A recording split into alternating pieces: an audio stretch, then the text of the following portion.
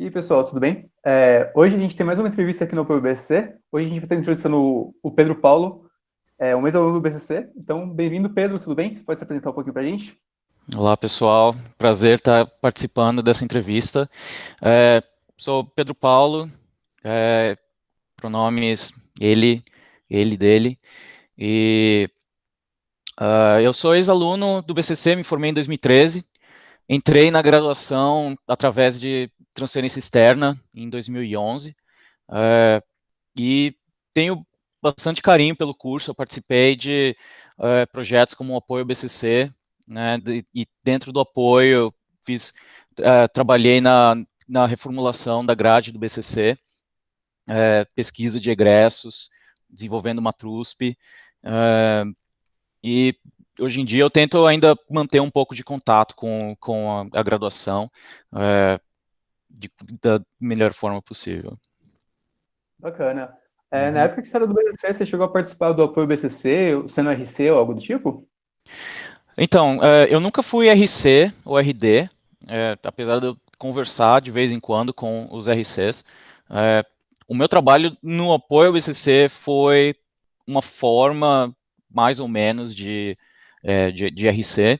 Então, especialmente na parte da reformulação da grade curricular, a gente teve várias reuniões periódicas que o professor Coelho ajudava e o professor Daniel ajudavam a organizar. Então, a gente se reunia é, semana sim, semana não, numa sala, tinha um horário bem determinado, e a gente apresentava grades curriculares de cursos tanto do Brasil quanto do exterior, para a gente entender um pouco como que é, outros cursos de computação reformularam a grade recentemente, né? Então teve aí e nisso eu consegui bastante contato, né, com outros professores, Carlinhos, com o Jeff e por aí vai. Bacana. Tem algum trabalho que você chegou a fazer como parte do apoio que hoje você se orgulha bastante? Acha bem bacana comentar? É, ah, uma TRUSP é um projeto que já tem quase 8 anos. É um trabalho que eu gostei bastante de fazer. Foi algo que eu trouxe da Federal de Santa Catarina, onde eu estudava computação antes. Eles tinham o Matrufsky e eu conversei com o meu irmão. Ele estudava na época na Exalc em Piracicaba, e ele precisava fazer combinações da grade curricular dele. Então eu juntei essa vontade de trazer o Matrufsky para a USP e satisfazer essa necessidade do meu irmão e de outros alunos. E aí eu desenvolvi o Matrusp, né? E ele rendeu vários benefícios. Foi um estudo de caso para 3 alunos do BCC, como trabalho de TCC. Eles melhoraram bastante a interface do Matrusp, melhoraram a performance. Depois, Samuel é um aluno do ICMC de São Carlos, que também é, veio com mais ideias. Ele ainda continua participando de discussões sobre como melhorar o Matrusp. Então, é um projeto. Por fim, o Matrusp me ajudou quando eu estava fazendo entrevista de emprego, né? Quando o entrevistador chegava assim e dizia: me conta sobre um projeto que você gostou de fazer. O Matrusp é um caso, foi um exemplo clássico.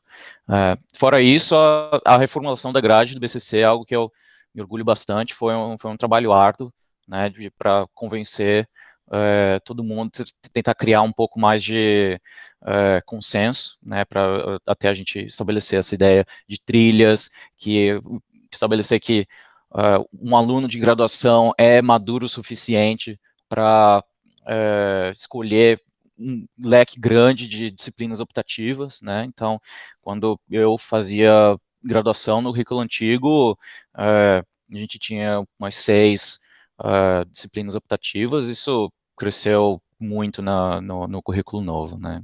Então, são esses dois projetos que eu gostei mais de participar. Que bacana, muito bacana mesmo. Na época que você era aluno, você tem alguma história bacana que você quer contar pra gente sobre alguma matéria que você fez, tal, na sua graduação? Uhum. É, Vamos ver. É,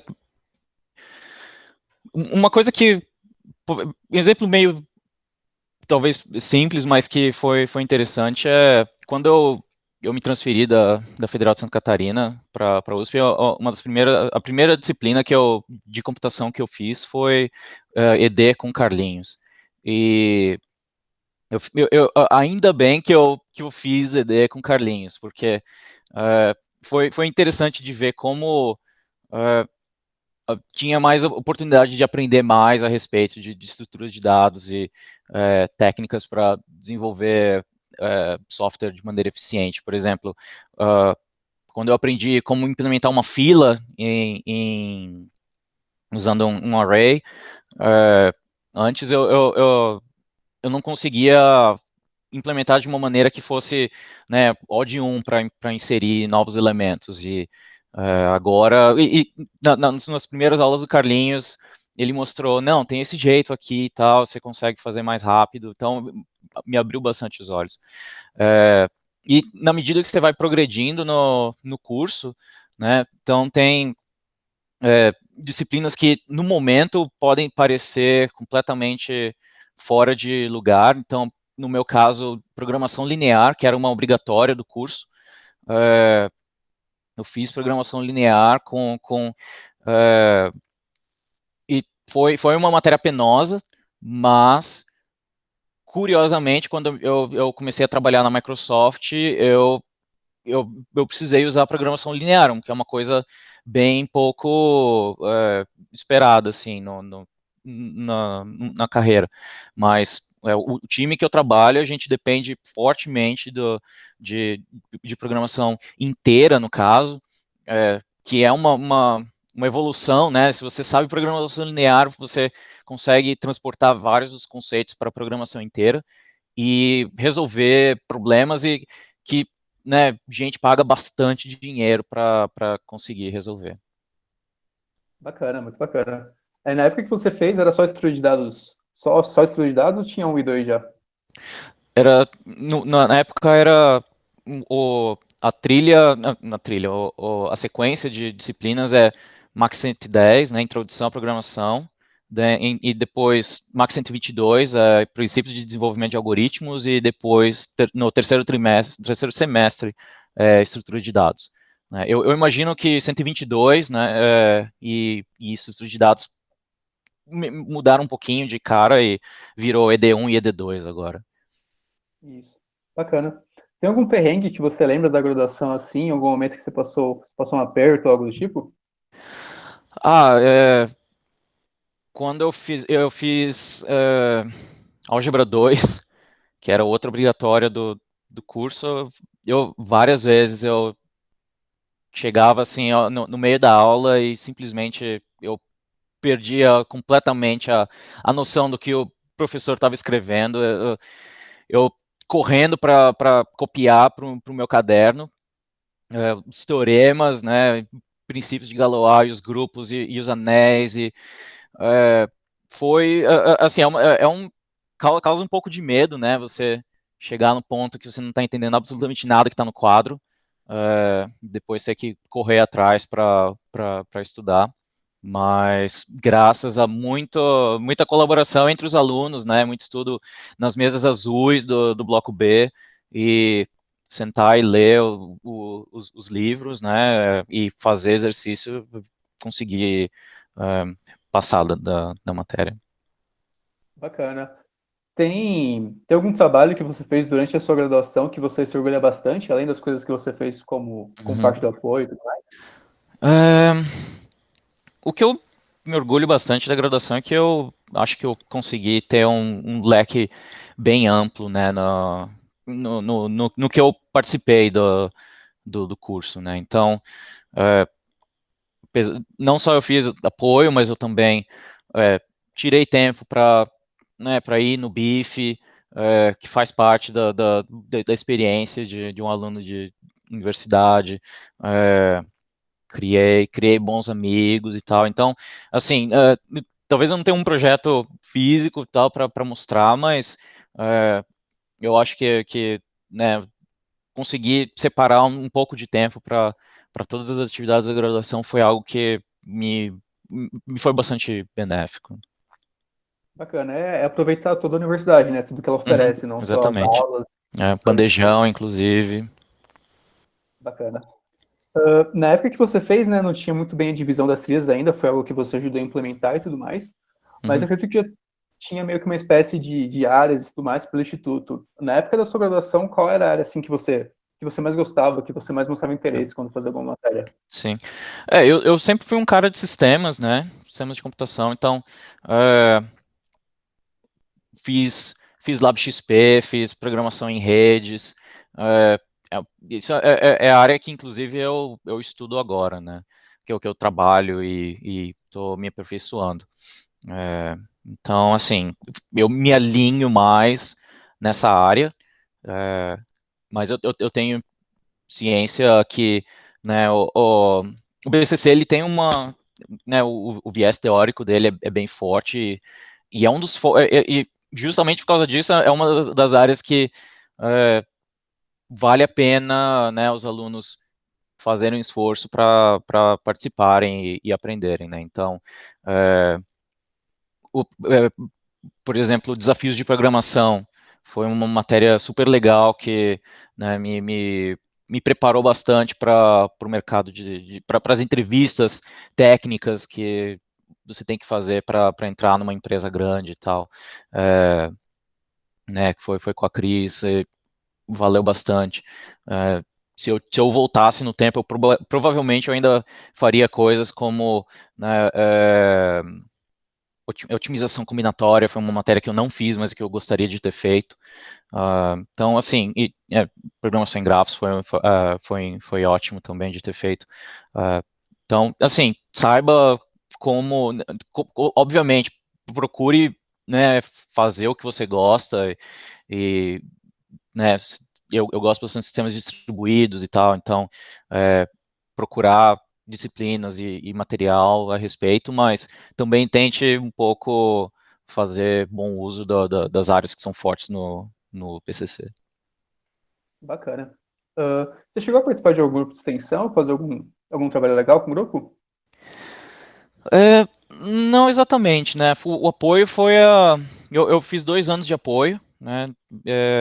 E na época os grupos de extensão eles ainda estavam se formando, né? Então é, já existia o grupo da maratona de programação, já existia o USP Game Dev, mais outros como o USP Code Lab ou, ou o Hardware Livre, eles ainda estavam nascendo, né? Então, é, o apoio foi a área que eu participei mais na parte de extensão. Entendi. Tá, então agora acho que saindo um pouco mais da sua graduação, né? Como você já se formou um pouquinho mais de tempo, acho que você tem bastante experiência sobre o mercado de trabalho e tudo mais. E você poderia comentar um pouco pra gente com o que você trabalhou e o que você trabalha hoje? Sim. Não, com certeza. Eu tive bastante. Fui bastante felizardo na época que eu estava me colocando no mercado de trabalho. Eu já tinha na cabeça que eu queria entrar numa empresa grande, né? Então, estava olhando para o Google, estava olhando para a Microsoft e é, é, uma das evidências que o BCC é um curso de alto calibre é que essas empresas têm recrutamento periódico, né, elas vão no BCC para fazer recrutamento. Então, no meu caso, né, recebi um e-mail de ambos os recrutadores e é, mandei meu currículo, né? E já quando eu estava no último ano da graduação. E, e aí o processo seletivo nessas empresas basicamente né, a gente fala de entrevista no quadro branco. Então, você recebe um problema pequeno que você consegue, tá esperado que você consegue resolver com 45 minutos, né? E várias vezes são questões de algoritmos e estrutura de dados. Então, né, ter uma base sólida, né, nessa área facilitou bastante, né? Então, eu fiz a primeira fase do, do da Microsoft no escritório de São Paulo, eh, e aí passei. Na época era para ter feito a segunda fase também em São Paulo, mas estavam tendo as manifestações da época que subiram a tarifa do ônibus em 20 centavos.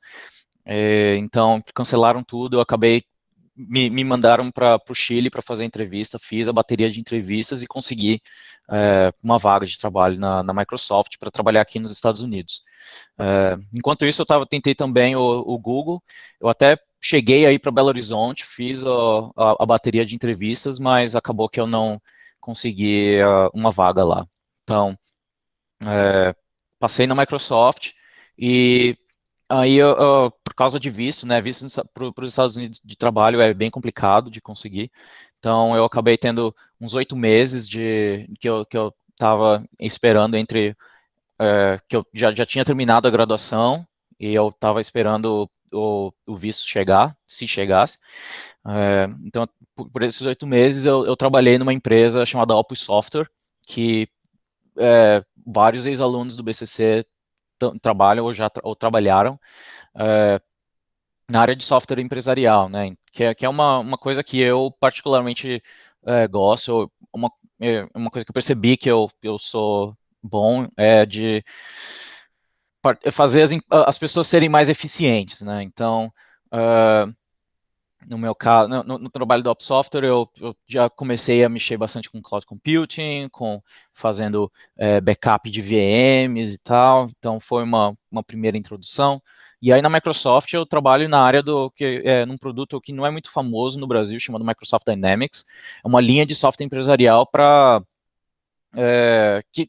para diferentes áreas, né, da empresa. Tem uma área, tem um módulo de vendas, tem um módulo de marketing, tem um módulo de serviço de suporte ao consumidor, tem um módulo de agente de campo, tem um módulo né, de estoque e tal. Então, o meu time é o time de agendamento de recursos que a gente fala. A ideia básica eu quero designar eu quero achar a tarefa ideal para a pessoa correta no trabalho, no momento certo para ser feito. Então, imagina, por exemplo, né, você precisa que um técnico vá na sua casa para consertar algum equipamento, né? Então, você liga para uma empresa que vai agendar essa visita desse técnico. Só que você não é a única pessoa que vai ser visitada. O técnico vai fazer um trajeto, né, na cidade para atender vários clientes e existem vários técnicos que vão atender vários clientes como você. Então, tem um problema de otimização aí. Como que você roteia todos esses técnicos de uma maneira que você minimiza, né, o tempo de viagem, maximiza certos critérios, por exemplo, se é uma tarefa de alta prioridade ou se precisa de alguma habilidade especial. Então, na graduação, os alunos ouvem bastante né, o problema do caixeiro viajante. Essa é uma evolução do problema do caixeiro viajante, que é o problema de roteamento de veículos, né? Então, meu time entra nessa área para desenvolver um software que automatiza esse processo, né? Então, a gente usa conceitos que eu aprendi no BCC, que eu não imaginava que eu iria utilizar, por exemplo, programação linear, né, para resolver esse problema, né? E é interessante como cada empresa tem suas necessidades especiais, então tem bastante também um trabalho de engenharia de software para você conseguir desenvolver um sistema que funciona para atendendo diferentes níveis de complexidade. Legal. Muito bacana, tipo, imaginar que o que a gente vê, o que a gente aprende em sala de aula, como você mesmo disse, né, o problema do caixeiro viajante é um negócio que a gente vê, aprende e fala, nossa, qual o uso disso daqui talvez para o mundo real? Talvez não tenha, Uhum, né? E daí, justamente esse caso, bem bacana mesmo.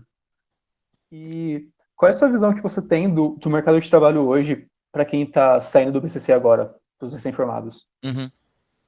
O mercado de trabalho para ciência da computação tem sido já mais de 10 anos e não tem perspectiva de mudar. Continua sendo uma ótima área para trabalhar.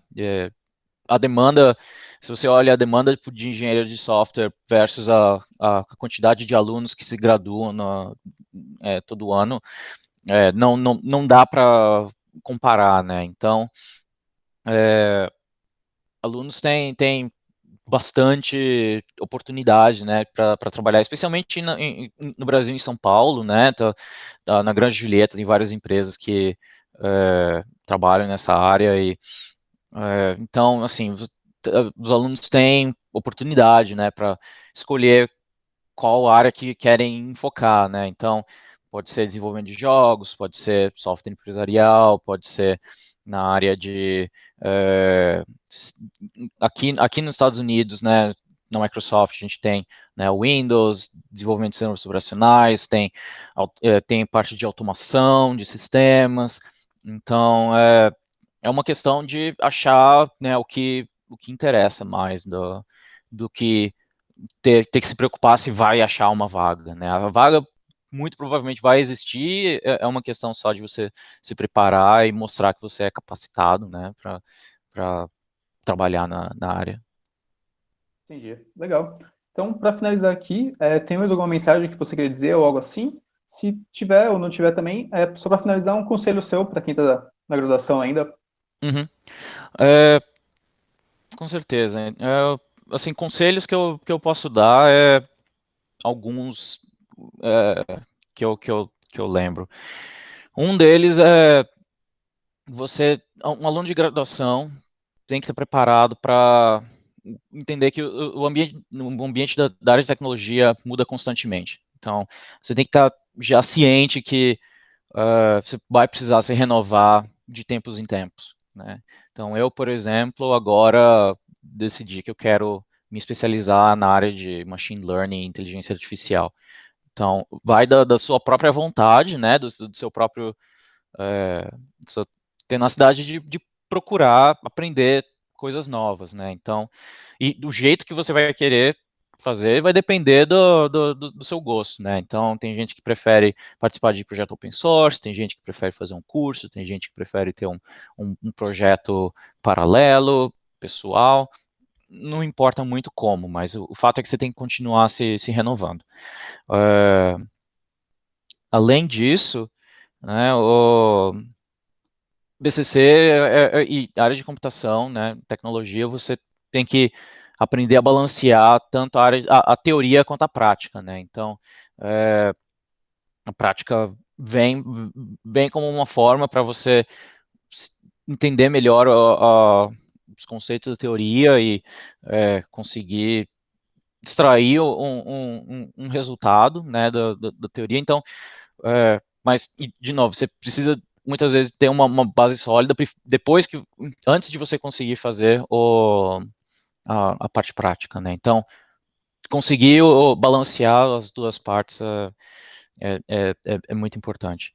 E por final tentar, né, experimentar um pouco de tudo, né, do que a universidade oferece. Então, participar de grupos de extensão, é ótimo, né? Ir no bandejão, ir no bife, participar de festas, né? Talvez você queira ir para atlética ou para o centro acadêmico, oportunidades não faltam, né?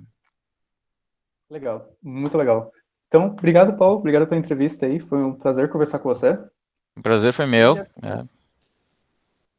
muito obrigado mesmo. E se alguém quiser conversar comigo, fica, fica à disposição, né? Mandar um e-mail para pedro@vzza.com.br e eu fico feliz em responder. beleza. Obrigadão, hein, Paulo. Até mais. Obrigado, até mais.